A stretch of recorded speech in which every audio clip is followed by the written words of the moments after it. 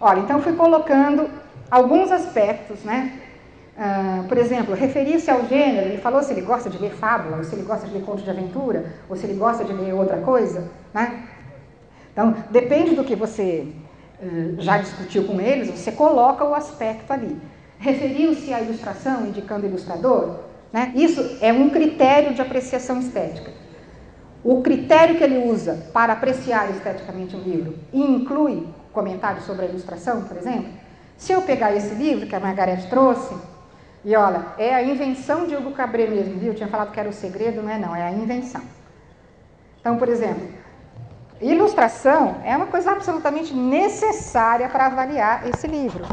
Eu vou mostrar de longe assim para vocês, mas a Margareth está com um exemplar dela, eu estou com o meu, depois quem quiser eu vou deixar aqui, pode, né, Margareth?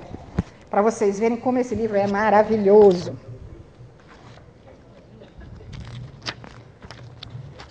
Ó, tá longe demais, né? Bom, mas enfim, depois vocês vão folheando, vocês vão vendo a qualidade da ilustração.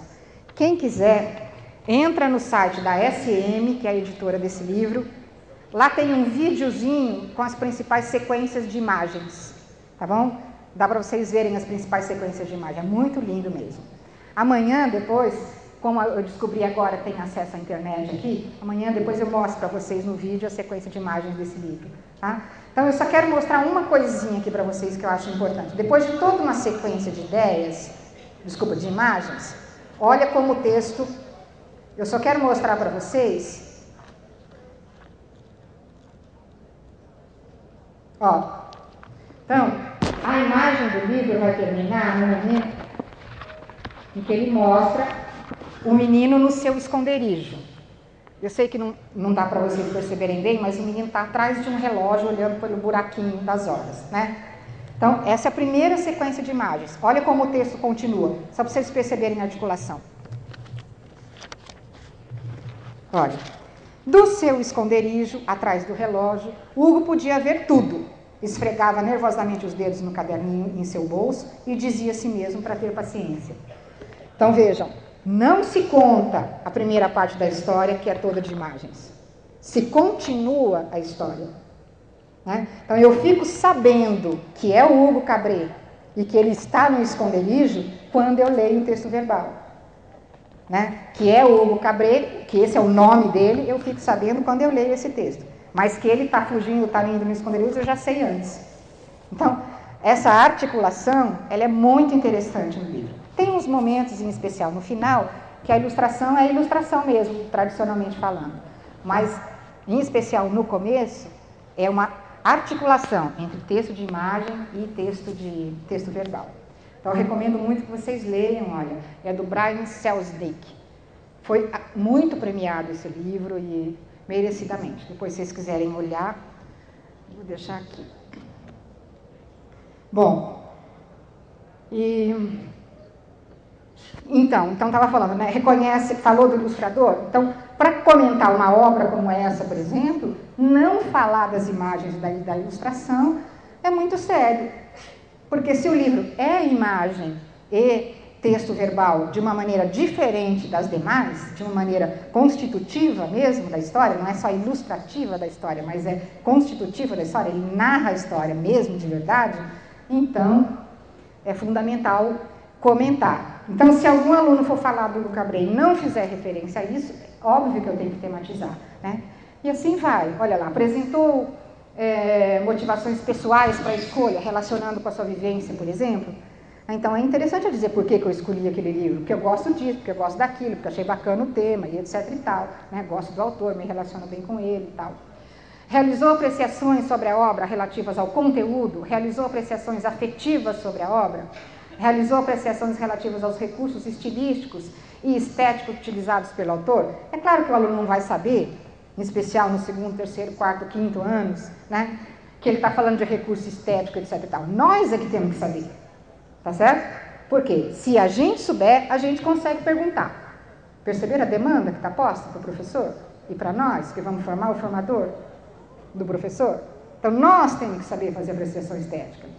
Porque isso é conteúdo que o menino precisa saber. Mas nós é que temos que saber que chama isso. né? Nós é que temos que saber que esses critérios são fundamentais.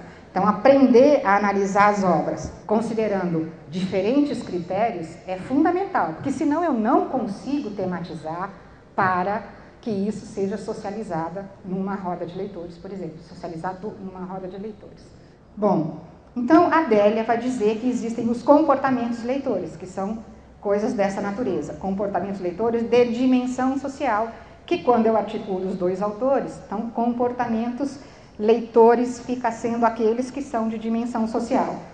Dentro dos comportamentos de dimensão psicológica ou individual, a Adélia coloca coisas que, segundo a Roxane, são de duas categorias, que são as capacidades de leitura em si e que são os procedimentos leitores. Os procedimentos de leitura a gente já viu, são aqueles fazeres mesmo, né?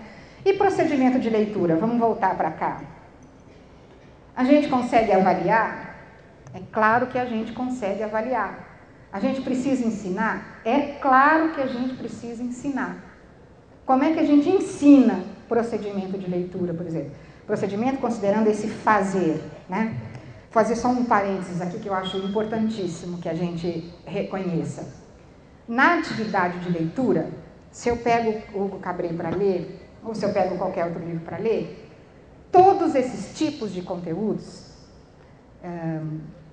com exceção talvez um pouco do comportamento leitor, mas ele também, dependendo da situação, todos os tipos de conteúdos acontecem ao mesmo tempo. A gente mobiliza esses aspectos ao mesmo tempo. A gente separa algumas atividades para tematizar conteúdos específicos só porque a gente precisa botar foco nas coisas quando a gente quer ensinar. É aquela nossa velha história. Quem pega uma atividade e diz que trabalha tudo, das duas uma. Ou ele ficou 1 ano trabalhando naquela atividade, ou ele não trabalhou nada. Porque quem diz que trabalha tudo não trabalha nada. Né? Trabalhou tudo de uma maneira tão superficial que nada pode ser efetivamente aprendido e apropriado. Então a gente tem que botar foco. Tem um texto do Dawes que se chama Um Decálogo para Ensinar a Escrever. Vocês já devem conhecer, né? Uma das coisas que ele fala, rodou, né? Uma das coisas que ele fala é isso, né? Aprendizagem intensiva e focada dos 10 aspectos. Então a gente precisa focar aquilo que a gente quer ensinar.